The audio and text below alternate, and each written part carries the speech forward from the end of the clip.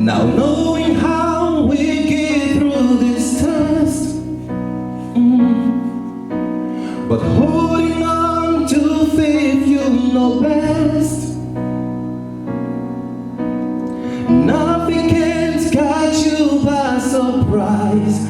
You've got this figured out and watching us now.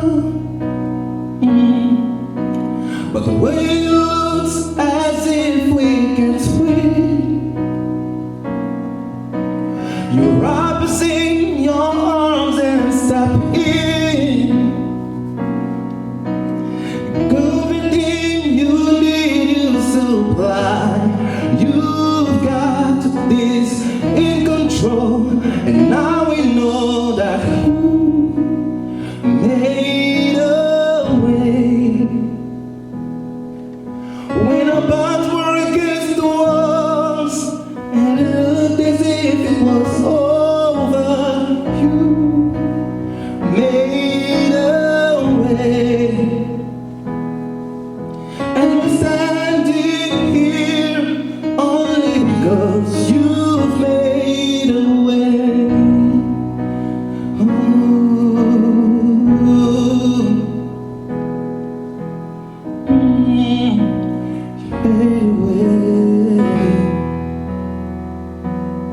Now we're here,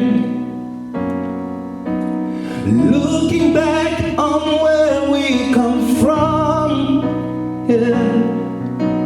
Because of you and nothing we've done to deserve the love and mercy you showed, but your grace was strong enough to pick us up, that you made a way.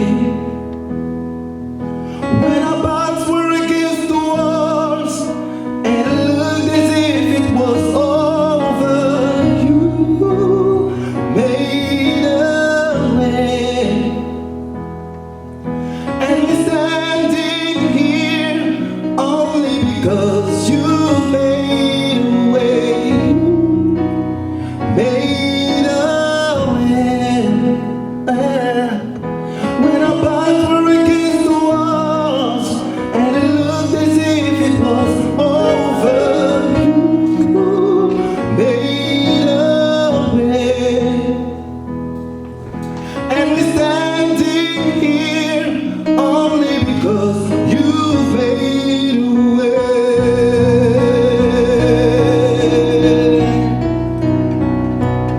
You move mountains, you cause walls to fall with your power. Perform miracles, there is nothing that's impossible. And we're standing here only because you move mountains, you cause walls to fall with your power. Perform miracles, there is nothing that's impossible. And we're standing here only because you move mountains, you cause walls to fall with your power. Perform miracles, there is nothing that's impossible. And we're standing here only because you made. And we're standing here only because you made. And we're standing here only because you made a way. Made a way. God, you made a way. Lord, you made a way. You made a way. Don't know how, but you did it. You made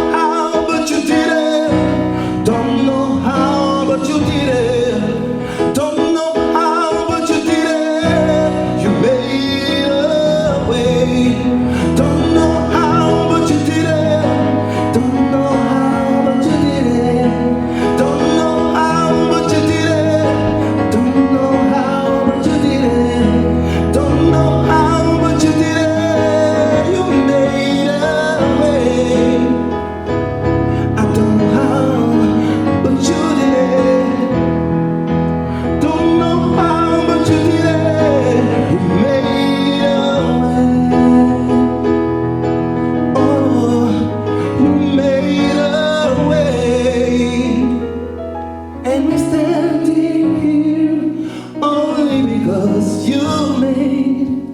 And I'm standing here only because you made. And I'm standing here only because you made a way. Made a way. Oh, you made a way. You made a way. You made a way.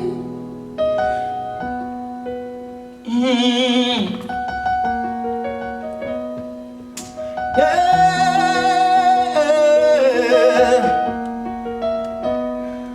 There is nothing that's impossible, and we're standing here only because you made. You move mountains, you cause walls to fall with your power. Perform miracles. There is nothing that's impossible. And we're standing here only because you made. And we're standing here only because you made. And we're standing here only because you made a way. Yeah.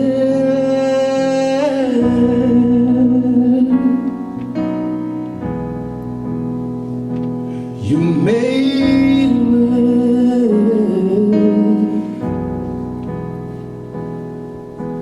You made me love.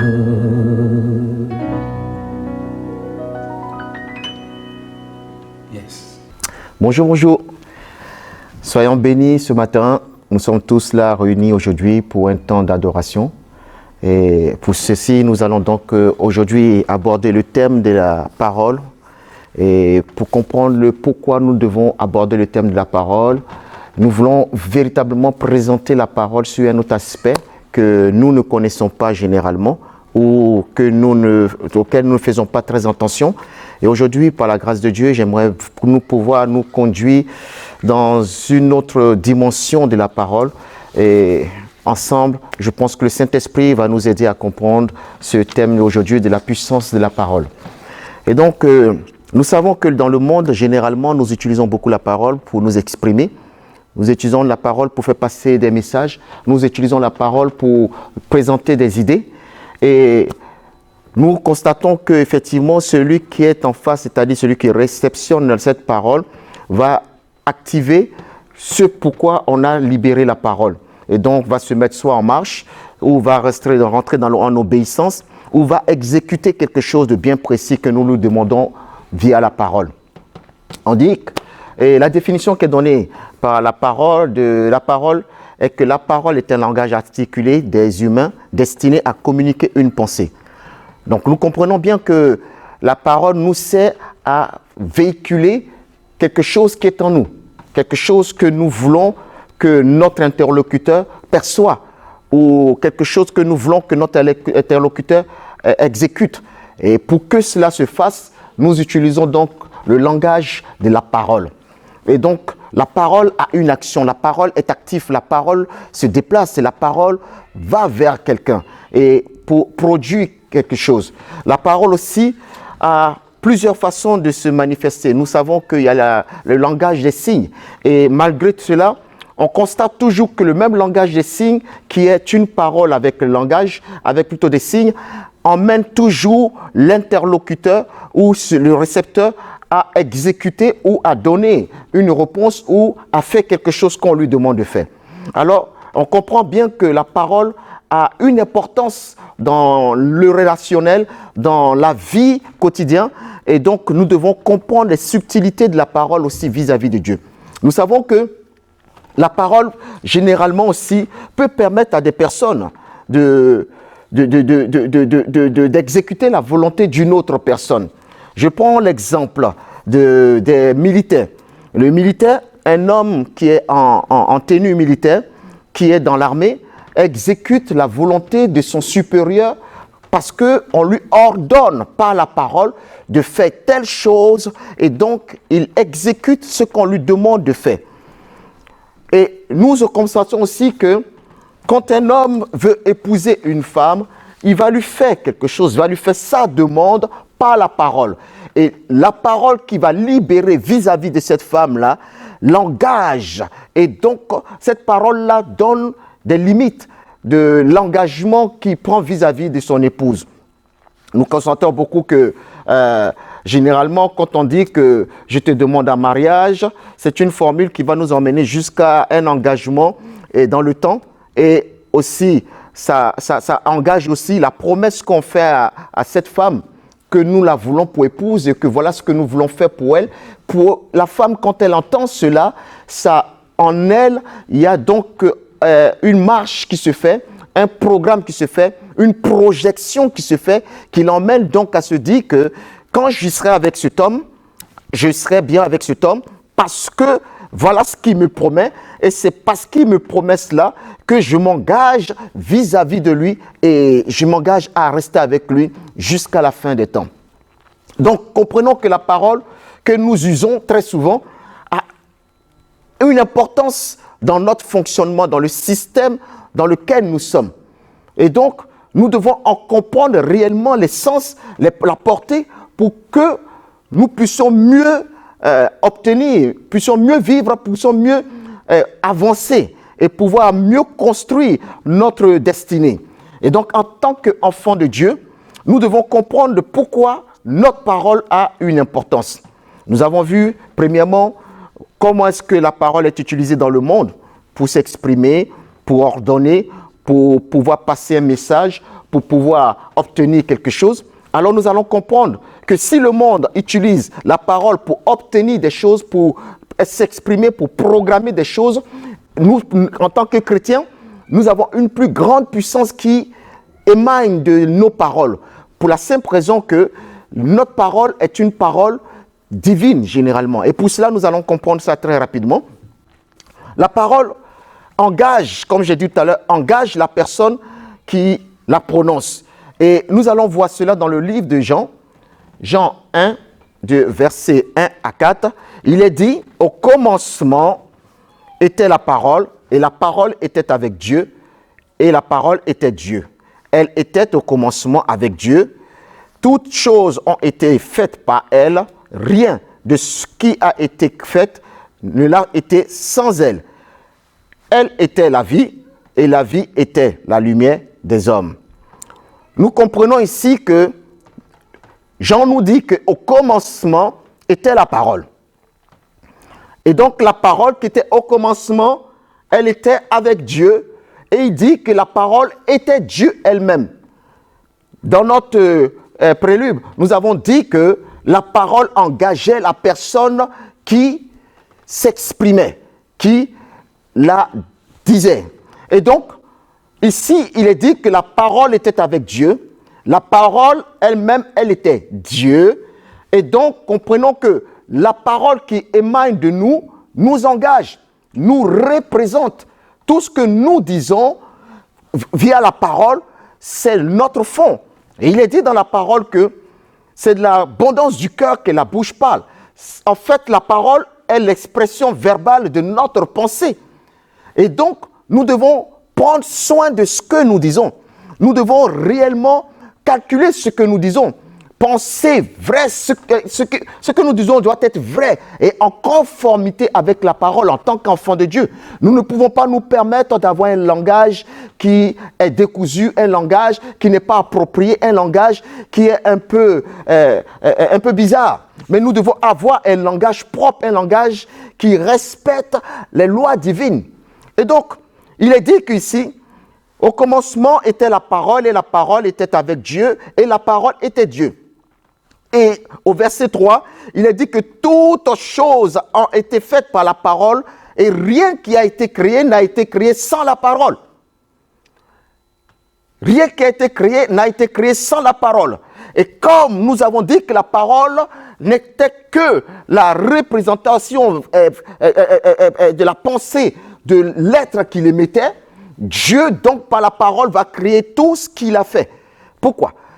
Parce que il a fallu que Dieu prononce quelques paroles pour que ces choses-là se mettent en place. La terre et tout ce que renferme la terre, les cieux, les luminaires, tout. Nous savons que ce n'est pas la parole que l'Éternel les a créés.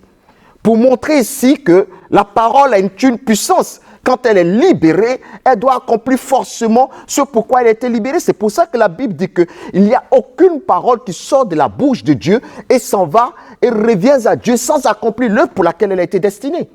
Et donc, en tant qu'enfant de Dieu, nous comprenons aussi que nous avons hérité de cette même parole. Cette parole de puissance, cette parole d'action, cette parole qui emmène les choses à l'accomplissement. La Bible dit que nous l'avons reçu dans le livre de Jean 1, au verset 12. Il dit, mais à tous ceux qui l'ont reçu, elle a donné le pouvoir de devenir enfants de Dieu, à ceux qui croient en son nom et qui sont nés non pas du sang, ni de la volonté de la chair, ni de la volonté de l'homme, mais de Dieu. Mais de Dieu. La parole fait de nous, pour nous qui l'avons reçue, la parole fait de nous enfants de Dieu.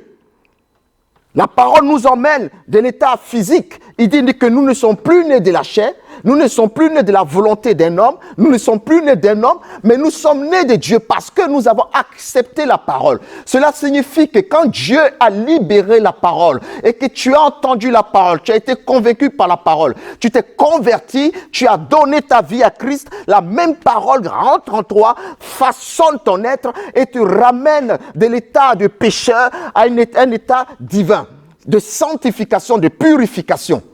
Donc, à partir de cet instant, Dieu dit que la parole fait de toi un enfant de Dieu. Ceux qui l'ont reçu et qui la conservent, la parole fait d'eux un enfant de Dieu. À partir de cet instant, si je suis enfant de Dieu, j'ai donc les caractéristiques de la divinité en moi. Et donc, aucune parole ne partira de moi et ne reviendra à moi sans accomplir l'œuvre pour laquelle elle a été destinée. Si seulement je suis enfant de Dieu, si seulement je garde la parole en moi et si seulement je fais la volonté de mon Père qui est dans les cieux. En gros, je fais la volonté de la parole. Et la volonté de la parole, elle est claire. La Bible nous dit que le Dieu que nous louons, c'est un Dieu saint. Le Dieu saint. Un Dieu juste, un Dieu parfait, un Dieu qui fait toutes choses parfaitement. Nous allons le lire dans le livre de Deutéronome 32, à son verset 4. Il est dit quoi? Il est un rocher. Ses œuvres sont parfaites. Toutes ses voies sont justes. C'est un Dieu fidèle, sans iniquité. Il est juste et droit. Pour que la parole puisse avoir un impact dans notre vie. Et qu'à chaque fois qu'on ouvre la bouche pour demander quelque chose à l'Éternel, il faille que nous référions à cette parole. Il est dit que cette parole a fait les œuvres parfaites. Elle fait toutes choses parfaites. Mais pour qu'elle fasse toutes choses parfaites, il faille qu'elle suive la voie de la justice, qu'elle soit juste. L'on ne peut pas prononcer des paroles, demander quelque chose à Dieu quand nos voix sont injustes, quand nos voix sont tortueuses. Nous ne pouvons pas. La Bible dit qu'elle est fidèle, puisque Dieu est fidèle et que la parole représente Dieu. Dieu est fidèle, donc la parole est fidèle. Et donc la parole que nous émettons, elle doit être aussi fidèle. Nous devons être fidèles à cette parole. C'est-à-dire que quand on dit quelque chose, il faille qu'on soit fidèle à ce que nous avons dit. Il faille qu'on garde et qu'on permette à ce que nous avons dit de s'accomplir. Mais généralement, nous disons des choses et derrière, nous nous dédisons. La parole ne peut pas s'accomplir. Il faut être fidèle à ce qu'on dit. C'est pour cela que la Bible dit qu'avant même que nous ne disions quelque chose, il faut qu'on tourne au moins 7 fois la langue dans la bouche. Il faut maîtriser notre langue. Il faut maîtriser la langue. Et tant que tu ne maîtrises pas la langue, tu racontes des choses et ensuite tu te dédies. À partir de cet instant, Dieu ne se dédisant pas, Dieu ne peut pas accomplir. La parole ne peut pas accomplir ce pour laquelle tu l'as envoyé. La Bible nous dit encore dans le livre, encore de Deutéronome 32, verset 4, il a dit que elle est sans iniquité. Le péché, frère, le péché, sœur, le péché est réellement l'obstacle à l'accomplissement de la volonté. Je ne dis pas de la volonté de Dieu, puisque nous sommes enfants de Dieu, nous sommes donc des dieux. La parole a besoin donc d'être activée, mais activée dans la pureté, activée dans le rejet du péché. C'est le péché qui empêche la parole de s'accomplir, puisque le péché suit des voies injustes. Et comme la Bible dit que Dieu est juste et que la parole est juste et que celui qui veut manifester la parole qui est juste, il faut qu'il soit juste et donc il fuit l'iniquité. Et tant que nous demeurons dans le péché, tant que nous vivons le péché, tant que le péché frappe à notre porte et que nous acceptons que le péché rentre dans nos vies, tant que nos pensées sont portées sur des choses viles, des choses qui ne font pas gloire au royaume, alors dans ce cas-là, nous ne pouvons demander à Dieu de les accomplir. Nous ne pouvons plus que faire des choses de notre propre force, avancer de notre propre force, faire des choses avec difficulté, nous sacrifier pour obtenir. Parce que là, nous fonctionnons maintenant dans la chair, puisque nous demeurons toujours dans la chair. Étant donné que le péché est le fruit de la chair. Et donc, nous demeurons dans la chair. Mais la Bible dit que nous ne sommes plus nés de la chair, nous ne sommes plus nés de l'homme, mais nous sommes nés de Dieu. Et si nous sommes nés de Dieu, il est dit aussi dans la parole que ce qui est né de l'esprit est esprit, ce qui est né de la chair est chair. Et donc, si nous sommes nés de l'esprit, alors nous fonctionnons maintenant dans le spirituel. Et ce qui met obstacle au spirituel, c'est le péché. Et donc, pour que la parole que nous avons reçue de Dieu puisse avoir un impact dans notre vie, il faut que nous fuyions le péché. Il faut qu'on s'éloigne du péché. Et tant que tu as le péché dans ta vie, la parole ne pourra pas manifester la puissance auquel elle est attachée. La puissance qui vient de Dieu. La puissance qui émane du trône de Dieu. Elle ne peut pas la manifester à cause du péché. Et donc, ce matin, ce que nous voulons comprendre, nous devons comprendre du moins, c'est qu'il faille que nous marchions dans la droiture. Il faille que nous soyons droits, justes et droits, et que nous soyons propres aux yeux de Dieu. Pour que la parole que nous avons reçue de Dieu, qui fait de nous enfants de Dieu, puisse avoir réellement toute la plénitude dans notre vie. Et si elle n'a pas la plénitude dans notre vie, elle ne peut pas créer ce qu'elle doit créer. La parole crée. La parole amène à l'existence. La Bible dit que la foi, c'est la ferme assurance des choses qu'on en espère et la démonstration de celles-ci. Mais écoute, quand tu as la foi, tu proclames des paroles. Et à partir de cet instant, la parole saisit la puissance et la parole emmène à l'existence ce que tu as besoin. Mais quand tu as le péché dans ta vie, tu ne peux pas manifester la foi. Car la foi est en inimitié avec le péché. Et donc forcément, pour que la parole de Dieu se manifeste dans notre vie, il faille que réellement nous soyons justes, nous soyons propres, nous soyons dans la droiture et que nous avancions petit à petit avec l'Éternel. Nous voulons voir, nous comprenons aussi en parlant de la sorte que la parole a une dimension dans laquelle elle exerce. La Bible nous dit que Dieu a créé toutes choses par sa parole. Et qu'au début, la parole de Dieu était avec Dieu et la parole est Dieu. Si la parole est Dieu, ça veut dire qu'il n'y a pas de limite pour Dieu. Comme Dieu n'a pas de limite, comme Dieu fait toutes choses comme il veut, sans qu'il y ait qui que ce soit qui vienne lui dire quoi que ce soit, cela signifie que la parole aussi fait ce qu'elle veut. Seulement qu'elle est libérée par la pensée de Dieu, elle va et elle accomplit ce que Dieu lui a demandé de faire. Elle n'a pas de limite. La parole agit dans une dimension infinie. Et donc, si nous sommes enfants de Dieu, si nous avons reçu véritablement la parole et que nous l'avons acceptée et que nous marchons selon la parole, nous devons normalement manifester la puissance de la parole dans toutes les dimensions qui régissent notre vie. Nous devons avoir le pouvoir sur tout ce qui est autour de nous, puisque Dieu nous dit qu'il nous a donné donc le pouvoir de marcher sur les serpents et les scorpions et de bouleverser même le royaume de Satan, de changer les choses dans notre existence, de marcher et d'avancer au fur et à mesure et de poser les bases du royaume. Et donc, à partir de cet instant-là, par la parole, nous faisons ces choses-là. Comme Dieu, par la parole, a créé toutes choses. Quand Jésus est arrivé, Jésus aussi, par la parole, a chassé les démons. Par la parole, a guéri les malades. Par la parole, il a fait des miracles. Nous aussi, à notre temps, nous devons, par la parole, accomplir des grandes choses. Et Christ nous dit que nous ferons des plus grandes choses que lui. En quoi? En son nom. Mais de quelle façon? En proclamant des paroles en son nom. Et donc, tant que nous sommes en lui et que lui il est en nous, forcément, ce n'est plus nous qui agissons, mais c'est lui qui agit puisqu'il est en nous. Et donc, tout ce que nous demandons, tout cela arrive à son accomplissement.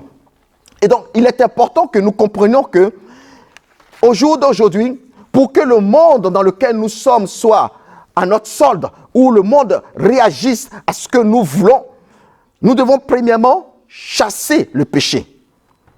Nous devons premièrement chercher la justice, le royaume de Dieu. Nous devons premièrement marcher dans la droiture. Et ensuite, la Bible nous dit que toute chose nous sera donnée. Toute chose nous sera donnée. Et donc, pour que nous puissions être aujourd'hui des ressemblants ou alors l'image parfaite de Jésus-Christ de Nazareth, nous devons comprendre que le baromètre aujourd'hui qui montre que nous sommes réellement enfants de Dieu, que nous avons reçu la parole, nous avons accepté Jésus, que nous sommes nés de nouveau, c'est la réalisation aussi de notre pensée dans la vie dans laquelle nous sommes. C'est la réalisation aussi de nos projets dans la vie dans laquelle nous sommes. Et si ces choses-là n'arrivent pas, si ces choses-là tardent trop longtemps, si ces choses-là sont toujours ballottées de gauche à droite, nous devons nous remettre en question et savoir réellement est-ce que nous avons véritablement reçu la parole ou est-ce que nous faisons réellement ce que la parole nous demande de faire ou est-ce que nous ne l'avons pas reçu. Et malheureusement, nous constatons que beaucoup de chrétiens ne font pas de mea culpa, ne se remettent pas en cause, sont toujours en train d'accuser le diable, auquel je salue d'ailleurs, parce que je ne comprends pas pourquoi on s'intéresse à une telle personne qui a réussi à omnibuler la présence de Dieu dans les esprits des chrétiens. Et aujourd'hui, point oui, point non, nous accusons le diable à tout va. Mais la Bible nous dit que Christ déclare dans le désert, il dit « Tu n'as rien à moi pour m'accuser. Tu n'as rien à moi pour m'accuser. » Et le diable a laissé Christ aller jusqu'à sa destinée prophétique. Mais aujourd'hui, à notre temps, beaucoup de chrétiens sont submergés, beaucoup de chrétiens sont tiraillés par l'ennemi à gauche, à droite, des sorciers par-ci, des sorciers par-là, des démons par-ci, des démons par-là, alors que, en vérité, ils n'ont pas reçu le Seigneur.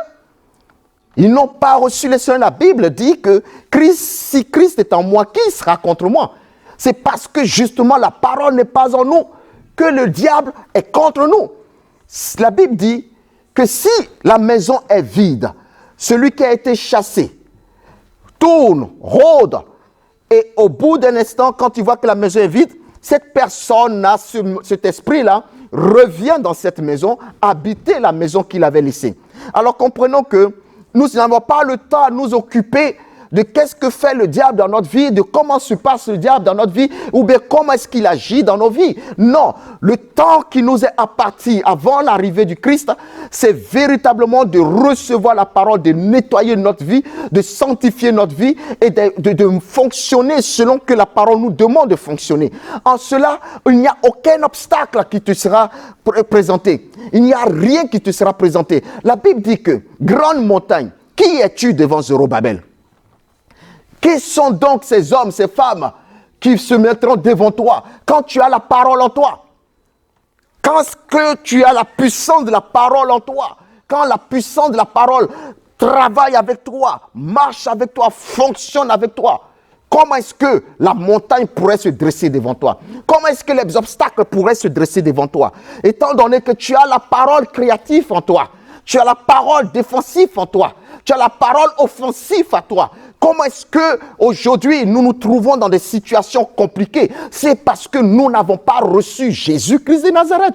Nous ne l'avons pas réellement. Nous sommes tout simplement des partisans de la foi. Nous marchons à l'église, nous venons à l'église, nous chantons des cantiques, nous jeûnons, nous prions, mais nous ne l'avons pas reçu parce que quand tu reçois Christ, ta vie change. Ta vie change.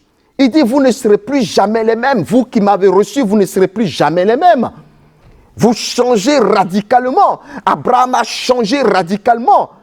Il a changé Abraham.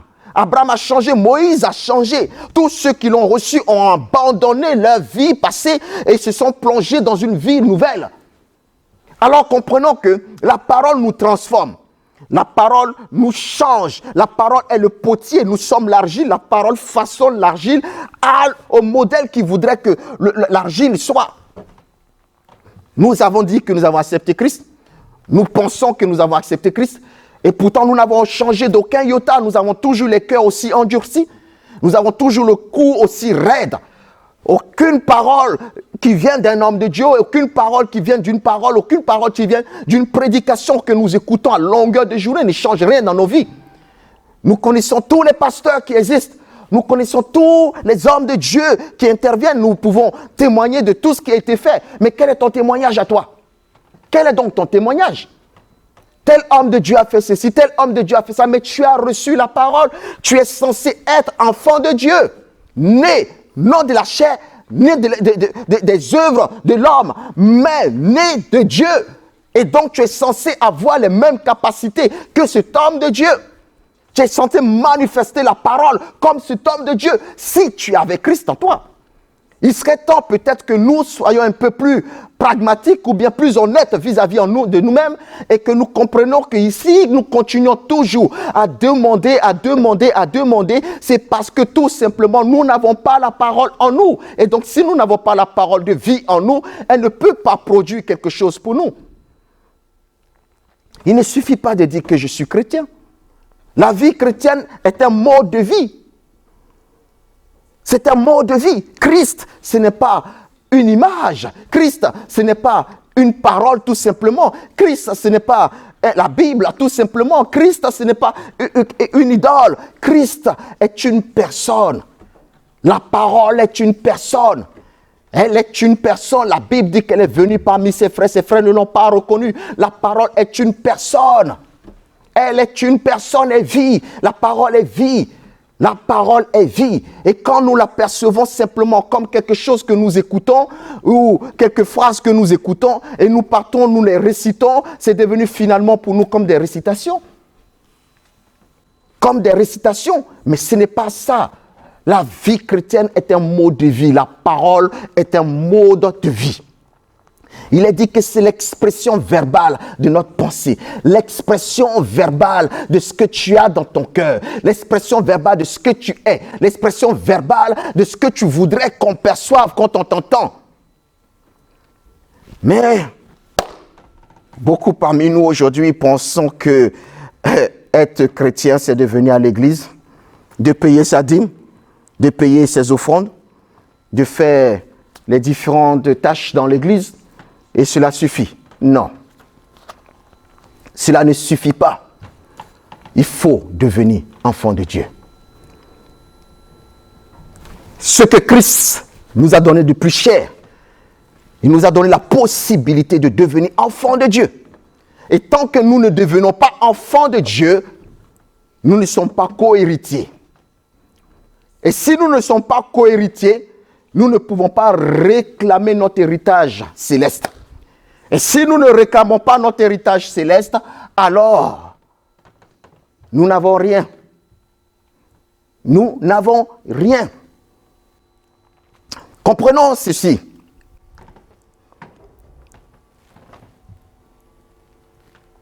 Il n'y a rien qui te sera donné qu'il t'appartienne. Il dit que nous sommes dans le monde, mais nous n'appartenons pas à ce monde.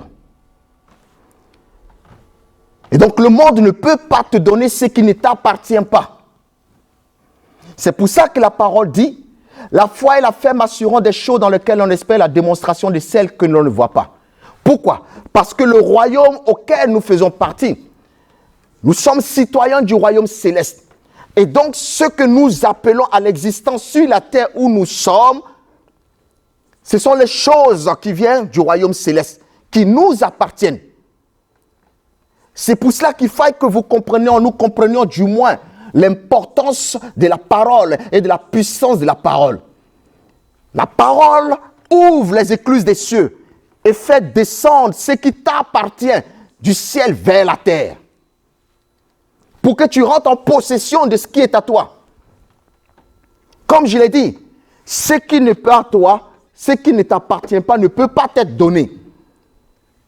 Ce qui est sur la terre, oui, nous sommes sur la terre et nous appelons les choses qui viennent du ciel. C'est pour cela que quand Dieu manifeste sa gloire dans notre vie, on appelle cela un miracle. Pourquoi? Parce que nous croyons que cela a été donné du ciel et est venu sur la terre pour que nous en profitions. À la différence de ceux qui sont de la vie courante sur la terre, où nous pouvons utiliser nos moyens intellectuels, nos moyens physiques pour obtenir des choses, nous comprenons qu'il y a une différence entre ce qui vient du ciel, ce qui était impossible à nos yeux, ce qui était impossible à nos actions, ce qui était impossible à notre intellect. Dieu le permet. Et c'est là que nous disons qu'il y a une différence. Et la parole, la puissance de la parole appelle les choses inexistantes à l'existence. C'est cela qu'on appelle le miracle. C'est cela qu'on appelle le miracle. Je dis très souvent, ne me témoigne pas quelque chose que je suis capable de faire sans forcément que j'ai prié Dieu. Il suffit simplement quelquefois d'avoir un peu de courage et puis réaliser certaines choses. Il suffit simplement d'être un peu intelligent puis réaliser quelque chose. Quand on parle de miracle, c'est quelque chose qui sort de l'ordinaire, qui est de l'ordre du surnaturel. Et ça, c'est la puissance de la parole qui l'emmène à l'existence. Et même quand nous prions, la Bible dit que vous me priez du bout des lèvres, mais pas de votre cœur. Ça veut dire que je ne suis pas en vous. Les lèvres peuvent prononcer beaucoup de choses, mais c'est de l'abondance du cœur, ce qui est rempli de ton cœur. Et quand tes lèvres les prononcent, elles appellent à l'existence ce que tes lèvres ont prononcé. Mais si tu n'as pas la parole, et si tu ne comprends pas la portée de la parole, comment est-ce que tu pourras l'utiliser à bon escient pour ta vie? Non, tu ne peux pas. Tu ne peux pas l'utiliser. Il est dit dans le livre de 2 Corinthiens 3, verset 18, il dit d'autre part, nous qui, le visage couvert, réfléchissons comme un miroir à la gloire du Seigneur, nous sommes transformés en cette image. Nous qui avons le visage couvert, réfléchissons comme un miroir à la gloire du Seigneur, nous sommes transformés en cette image. Écoute-moi ce matin. Quand on te regarde, on doit voir la parole en toi. On doit voir Christ en toi. Quand tu t'observes dans un miroir, tu dois voir que tu es l'image de Christ.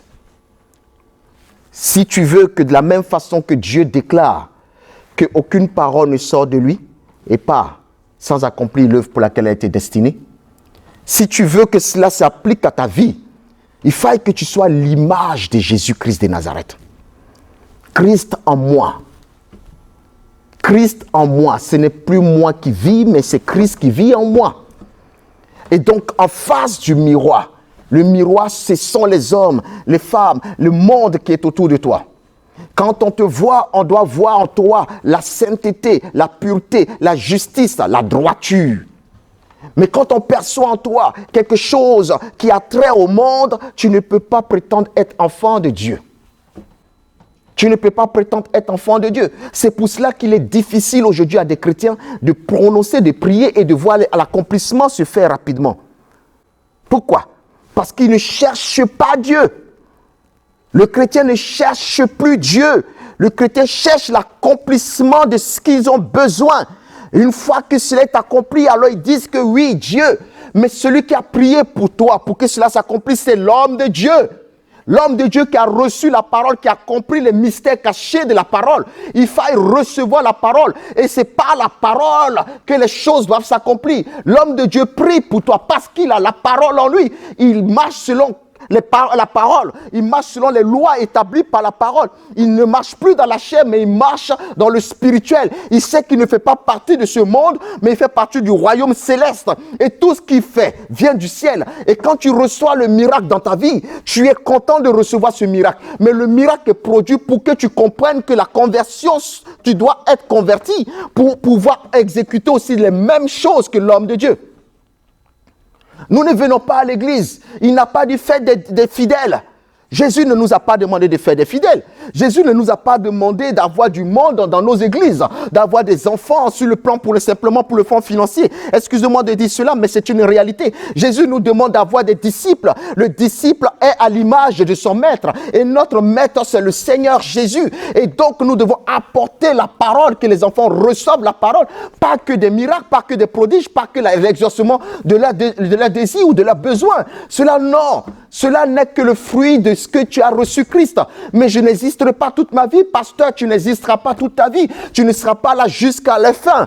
Alors ils doivent apprendre à recevoir Jésus, ils doivent apprendre à connaître Jésus, ils doivent recevoir Jésus pour qu'ensemble nous devenions un et qu'ensemble nous puissions impacter le monde. Fidèle.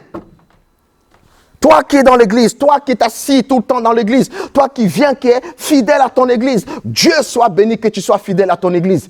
Mais le plus important, ce n'est pas d'être tous les dimanches au programme ou quoi que ce soit. Non, le plus important pour un homme de Dieu qui est content parce qu'il a accompli sa mission, c'est de voir ses enfants aussi ont revêtu la parole. Et quand ils ont revêtu la parole, c'est une joie, c'est une réussite pour l'homme de Dieu. Mais si simplement les enfants sont à l'église, ils viennent tous les dimanches, ils viennent à tous les programmes, mais ils n'ont pas reçu la parole. Oh, c'est malheureux pour l'homme de Dieu parce qu'il aura échoué. Jésus dit, je n'ai perdu aucun de ceux que tu m'as donné. Après lui, ses disciples ont continué la mission. Ils se sont évertués à abandonner le péché, à continuer à marcher. Aujourd'hui, nos enfants sortent de l'église et continuent à vivre la vie du monde. Et les dimanches, on se trouve à l'église et on chante Alléluia, Alléluia. Non, ce n'est pas ça, il ne s'agit pas de cela. Il ne s'agit pas de cela. Il s'agit d'une vie, une véritable vie. Je dis toujours, à la mort, on oppose la vie. Le salaire du péché, c'est la mort. Alors oppose la vie.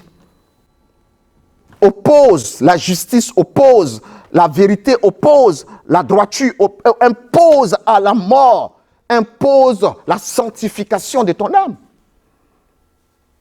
Sois l'image de ton Dieu, que tu loues, que tu proclames partout. Mais ça n'a aucun impact. Nous n'arrivons même pas à impacter notre propre famille. Ça n'a pas d'impact. Nous sommes à l'église, mais rien n'avance. Pourquoi? La parole, tu ne l'as pas reçue. Tu ne peux donc pas manifester la puissance de la parole. Tu n'as pas reçu la parole. Tu ne peux pas manifester la puissance de la parole.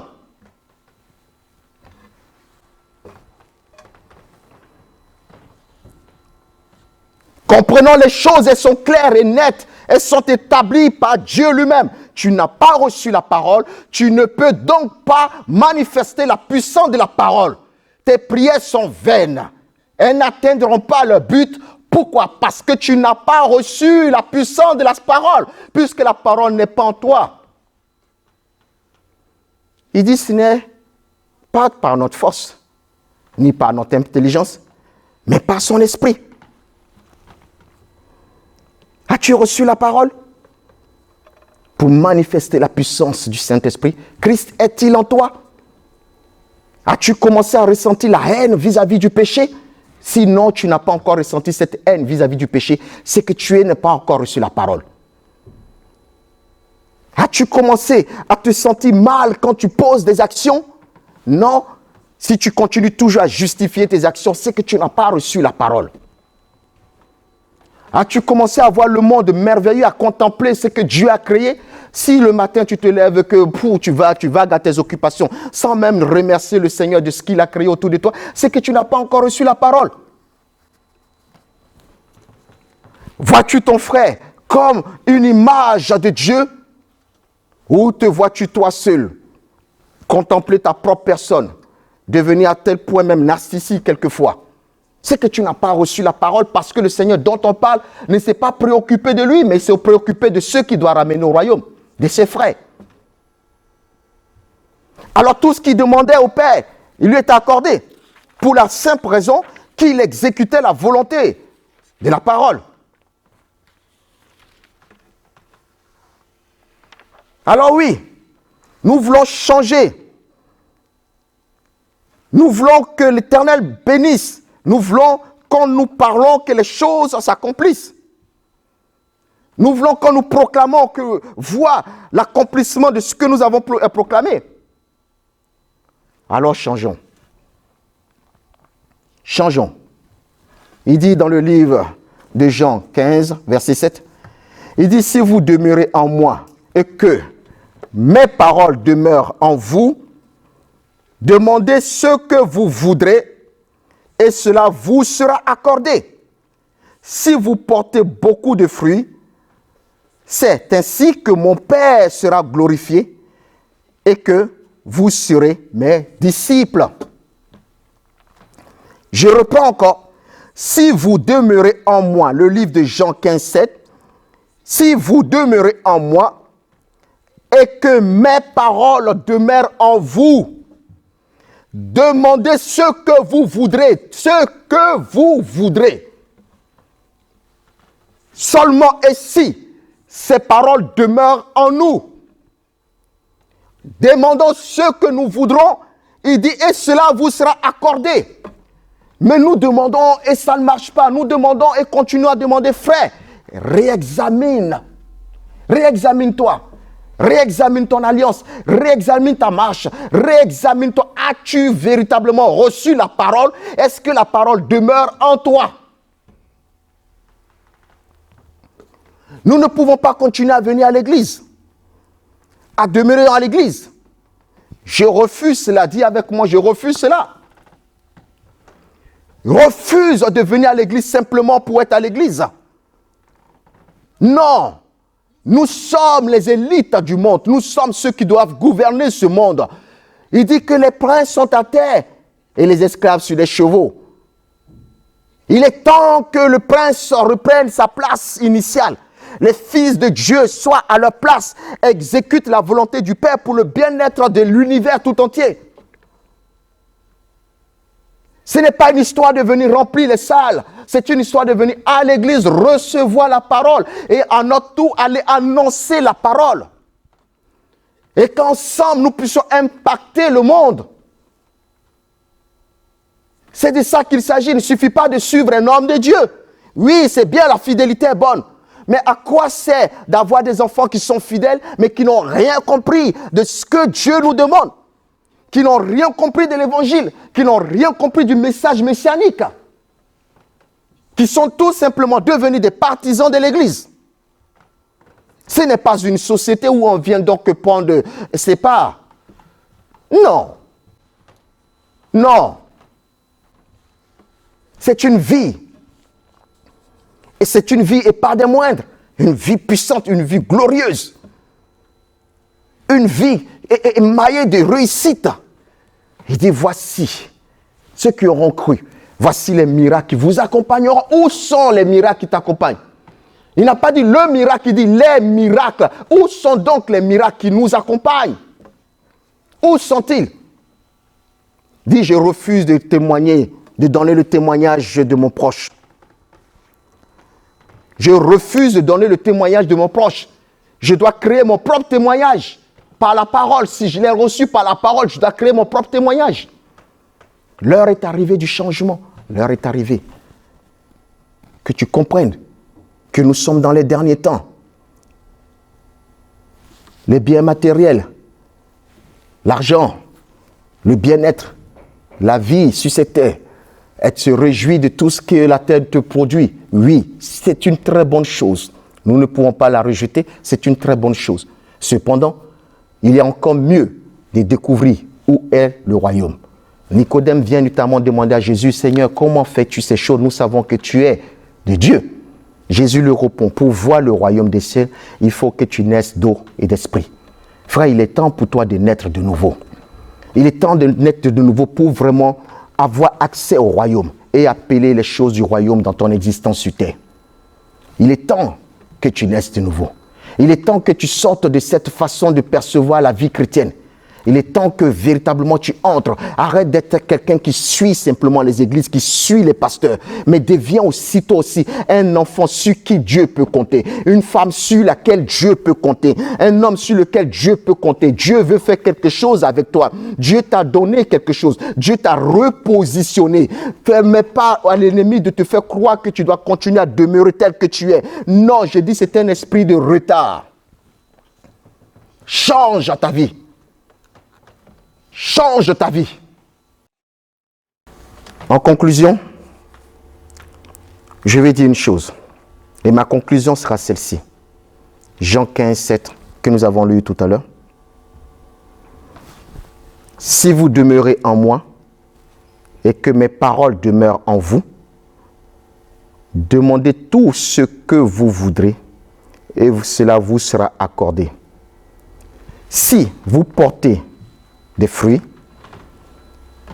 c'est ainsi que mon Père sera glorifié et que vous serez mes disciples. Ce verset parle de lui-même. Nous devons porter du fruit.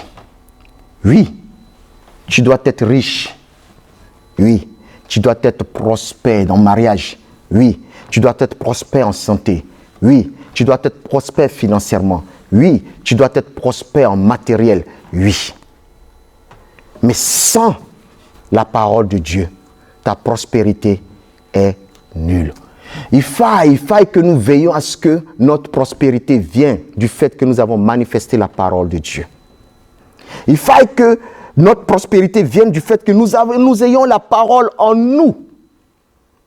Vous savez, il est dit, si vous portez du fruit quand vous avez la parole en vous, et comme, parce que vous avez la parole en vous, tout ce que vous avez demandé au Père, il vous aura accordé, alors le fruit que vous porterez, ça sera pour glorifier mon Père.